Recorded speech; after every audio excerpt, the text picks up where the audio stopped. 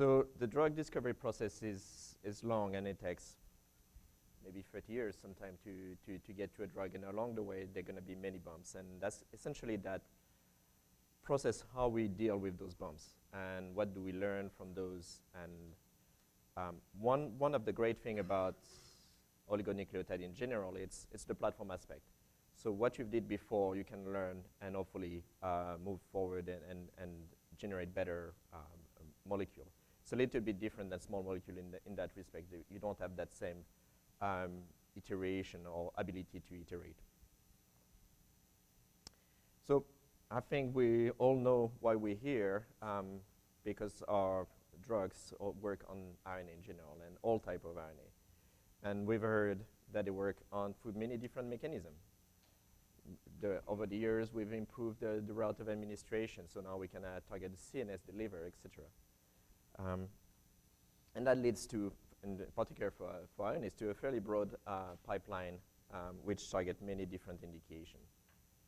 So, and I think I don't need to go through this again. I know this did a great job introducing, but most of the talk today is going to be on what we call gap nerves.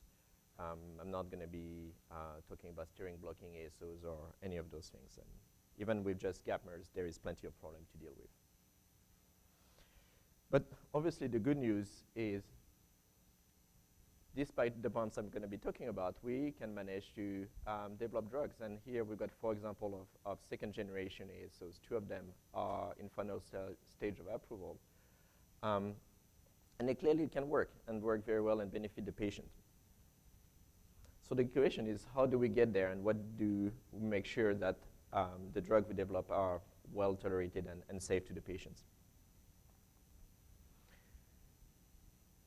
This is probably 15 years worth of work from the moment you think of a drug to the moment where it's in the clinic and serving patients. Very long process. What I'm going to be talking today is the beginning of that process, the drug discovery up to the point of the compound entering the clinic. And as you can see, it's a long process even that aspect. You start from several thousand molecules, or the concept of several thousand molecules, to narrow it down to one molecule. And that's if everything goes fine. More often than not, you will have small bumps in the road, and that's what I'm going to be talking about today. So the first stage is really the target selection, is the idea. What is the target you want to address? What is the disease you want to tackle? And again, as I mentioned at the beginning of the talk, the benefit of our platform is what we've done in the years past can be used to make better antisense. So now with those 2,000, depending on the site of the gene or transcript, you may have 10, 15,000 possible molecules. You can narrow that down dramatically and yet still have a good chance of finding a pretty good molecule. The really first thing you're going to do is at the biological level is to test your drugs in primary cells, in a primary screen. So various cell line, generally human cell line, to make sure that you've got some activity that is amenable to develop into a drug. But also you will try to take the first step as assessing whether your oligo is toxic or not. And toxicity can take many shapes. It can be inflammation, it can be hepatotoxicity, it can be any form of toxicity you can think of.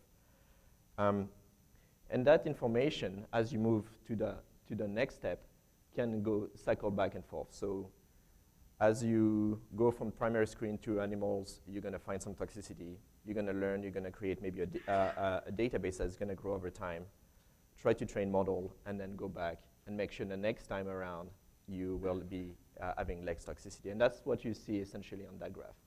This is a prediction we obtain in vitro building experience over many years, and this is the outcome in vivo. And as you can see, one of the model, which is several years old now, can predict fairly well some of the most toxic ASO. So obviously, in the future, those ASO will not be moved forward. And also, as we move from one generation to the next, new problem occurs. So here, for instance, we got kind of a rank order of two different chemistry, the Gen 2, which are the 5-10-5 mogapmers, versus the Gen 2.5, which contain C8. So those have increased potency. But as we can see, with the ALT on the y-axis, which represent the hepatotoxicity, those molecules with increased potency also have increased incidence of toxicity. This is not ideal, and we want to find ways to get around that problem. So when we first realized, okay, those molecules are clearly much more potent, but also much more often toxic, we went kind of back to basic and try to understand what was actually happening. And here, this is from a publication a few years back, where we've taken a bunch of ASOs and did some, essentially some profiling, microarray profiling. And so here what you have on the top is the toxicity at 96 hours. And we wanted to see, okay, what is happening before we see that toxicity? So we profile at 24 hours where by histology, by any other standard, there is no evidence of toxicity. And sure enough, there is plenty going on. Genes going up in red, genes going down. But I don't want to go into the detail of that paper, but really the pragmatic aspect here is there any information that we can use to go back in vitro and build a model that we would have avoided putting that ASO in animals in the first place? And that's essentially what we did. So we have identified a few of those transcripts where the knockdown of the transcript, which is not the intended target, by the way, correlates very, and at 24 hours, correlate very well with toxicity at 96 hours. And so we take those information, we put it in cell line and trying to see, okay, can we find the same transcript? And are they behaving the same way with a bunch of ASOs? And it does. So we end up with developing a model which predicts whether the ASO is going to be toxic or safe. And so when we do that, kind of iterative cycles, you started with the identifying the issue, in this case liver toxicity, spending quite a lot of time, in fact, trying to understand the problem, what's causing the toxicity. You end up building a model, and then over time you make sure that your model is actually improving the outcome. So we started with the curve, the green curve, which was the Gen 2.5 incidence of toxicity, and we moved it to the right.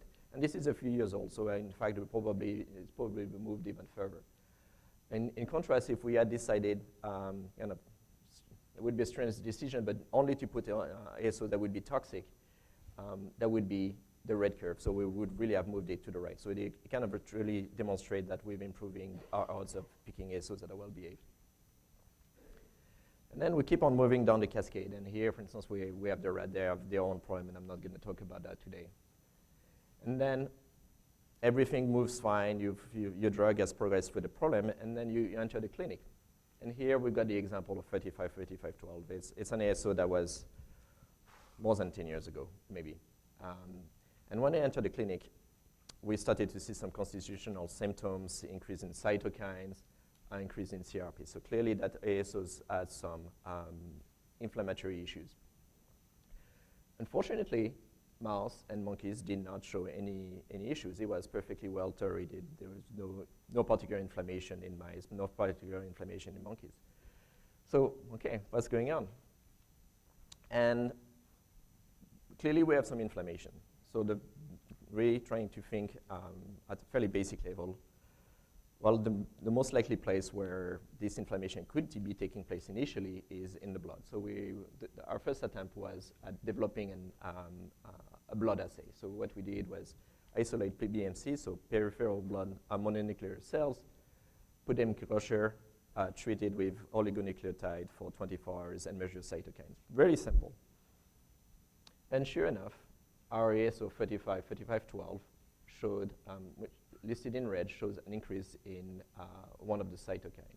In contrast, one of the ASO that we deem kind of control, it's not control in the sense that it's void of any side effect. It's just reasonably well behaved as far as oligos go, is in brown. So a sharp contrast between an oligo that is deemed to be inflammatory and an oligo that is deemed well behaved. So now we have an assay, or at least the beginning of an assay that could tell us, without having to go all the way to patient, that ASO would have had some issues. But that in itself was not enough.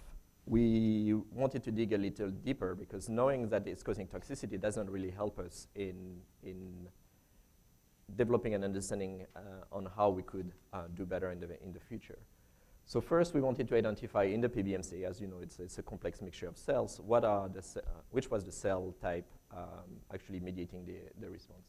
And we took a fairly simple approach of splitting the PBMC into various components. And here I'm showing only the example of B cell, because that's where we see the effect. It's that simple. You isolate B cell through depletion, and you can see that 35-35-12 retain most of the response. The negative control is still much below than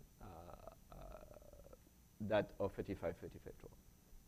In contrast, if you remove B cell from PBMC, you completely lose the response of all cytokines, clearly showing that the B cell is the main mediator of that toxicity.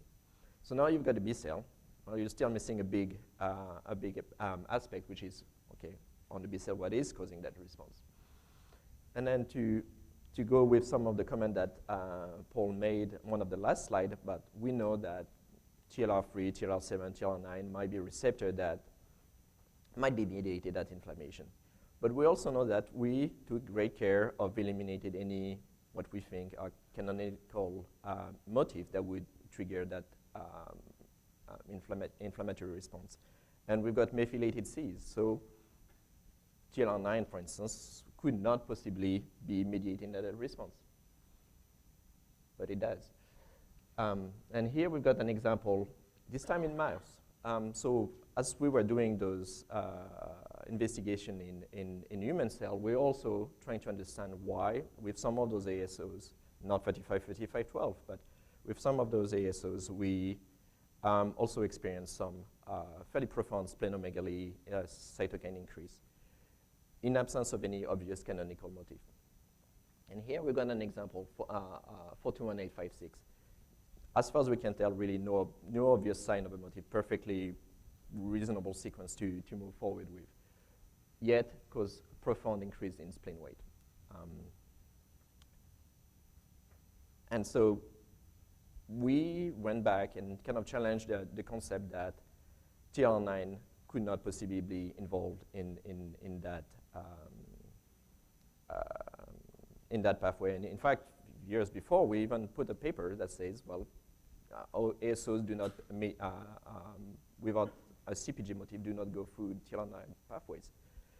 But when we went back to TLR9, clearly, you abrogate the entire response. So now we put B cell, we put TLR9, and ASOs that lack CpG motif, or at least canonical motif, together. But we still have a disparate story. So we got B cell on the human side, TLR9 on the mouse side. We wanted to try to see if we could find kind of a system that would bridge the gap. And so we went to a bunch of cell lines, mostly B cell derived line, because in human cell, B cell are expressing TLR9. And we looked using database for the expression of TLR9, and we found a number of cells that have a high level of expression. And I think we screened something like 19 cell line, and most of them really was a failure. The CpG motif most of the time showed a pretty good response, but beyond that, nothing. And one cell line, and I'm not revealing the name of the cell line because we hopefully will be publishing that eventually, showed a fairly clear separation between 35-35-12 and our control, which is well behaved.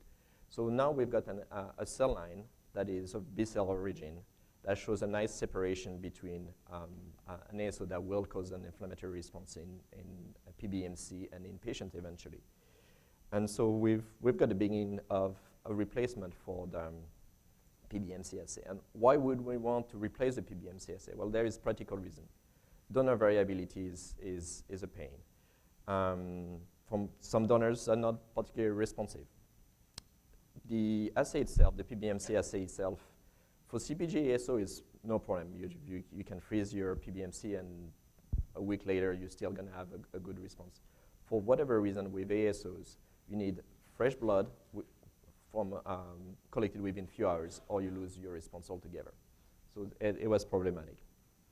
So this cell line gave us a way to have a more robust assay that we could bring further up in the screening cascade. But to completely bridge the gap, so that cell line was identified on the basis of TLR9 expression, but we wanted to make sure that it was signaling through TLR9 in the context of ASOs. So we use the CRISPR approach and simply remove TLR9. And you can see clearly, in absence of TLR9, you lose the expression completely. So you can't make an argument that it's TLR7, TLR8, or any other TLR that might be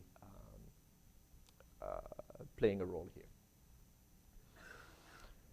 But we had invested a lot of effort in the PBMC assay, screened a lot of compound, and it was working fairly well for us in the sense that, and I will show that in a slide later, we think we have not encountered any example like 35, 35, 12 since the implementation, so we can do a good job preventing inflammatory ASO from entering the clinic. But as we move from the PBMC assay to that new cell line, we wanted to make sure that it predicted within the same accuracy. It's never perfect, and one thing I want to emphasize is the PBMC assay relies on multiple donors. So just in itself, trying to do a correlation between the cell line and multiple donors is challenging. So you can't expect a one-to-one correlation, but your expectation should be around, if you have a compound that would give you a fairly profound inflammatory response on PBMCs, you should at least be able to catch that in your cell line. At the bottom end of the curve, it doesn't really matter because objectively, we don't really know where to put the threshold. It's more of a ranking exercise. When does an ASO with a little bit of inflammatory properties will become truly problematic in the clinic? We don't really know. We just kind of want to benchmark against that 35 ASO, 35, 12 ASO, and don't want to be worse. Obviously, the closer to no inflammation, the better, but there is some wiggle room because, again, we don't know what that threshold is. But clearly here, there is a pretty good correlation between the PBMC assay and that cell line. So now we essentially switch, except on a rare occasion or when we have a kind of we need a tiebreaker, we go back to the PBMC assay. But most of the time, we're comfortable with using that cell line. And this is what I was talking about. In the years since we've experienced that program, a number of compounds have been through the clinic that have been vetted through that PBMC assay. None yet have been vetted through that new cell assay. But the bottom line is the injection site reaction, constitutional symptom, any essentially phenotype that could be deemed inflammatory in nature have decreased substantially. Obviously, I don't think we can just say that the PBMC assay is the only reason why we've got an improvement. There is many other aspects. We're better at doing compound selection and going through the process. But I'd like to think that the PBMC assays played at least a small role in that improvement over the years. So this is essentially the end of the second story, where the concept is the same. We identified, you have to identify the issue. Here, it was unfortunately late in the game. As Paul mentioned, we probably had spent a couple of $1 million, maybe more, many more $1 million to get to that compound that failed. Fortunately, it was a constitutional symptom, so we didn't severely hurt any patient. But nonetheless, it's not ideal, so we want to go away from that. So we spent many years trying to understand the issue, and some of it had to overturn some of the concept. The TLR9, for instance, was ingrained. We don't need to look at TLR9 because we know, maybe not. And then we used that knowledge to develop a screen. It took us many years to find that cell line because the obvious cell line never gave us any response, and we have to go use genomic information to try to say, okay, let's be less dogmatic about which cell line should be responsive and just test anything. Apply that to a screen, improve the outcome, and then you're ready for the next tissue. And I think I can pass on that. So with that, I want to thank Todd and Patrick in particular in my group that have done the vast majority of the work when you come to the hPBMC assay and the hepatotoxicity screening, as well as many of the folks at Ionis over the years. Thank you.